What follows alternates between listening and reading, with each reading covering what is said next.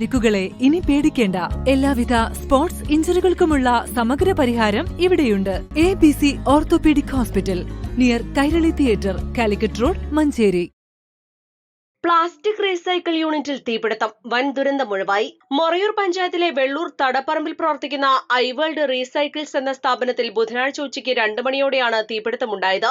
Electric ലൈനിലേക്ക് തെങ്ങോല വീണതാണ് തീ പടരാൻ കാരണമെന്ന് നാട്ടുകാർ പറയുന്നു.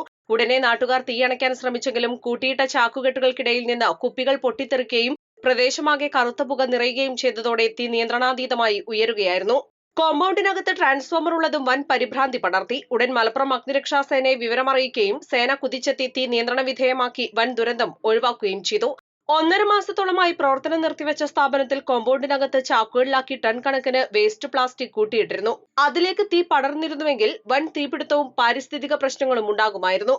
തീ പടർന്നു പിടിച്ച ഉടനെ തന്നെ നാട്ടുകാരും സിവിൽ ഡിഫൻസ് വോളണ്ടിയർമാരും ചേർന്ന് തൊട്ടടുത്തുള്ള താമസക്കാരെ സുരക്ഷിത സ്ഥാനത്തേക്ക് മാറ്റാനുള്ള നടപടികൾ സ്വീകരിച്ചു. Malappuram station officer EK Abdul Saleem, senior fire and rescue officer M Pradeep Kumar എന്നിവരുടെ നേതൃത്വത്തിൽ 18ഓളം അഗ്നിരക്ഷാ സേനാംഗങ്ങളും സിവിൽ ഡിഫൻസ് വോളണ്ടിയർമാരും നാട്ടുകാരും 3.5 മണിക്കൂർ കഠിന പ്രയത്നം ചെയ്താണ് തീ പൂർണ്ണമായും അണച്ചത്.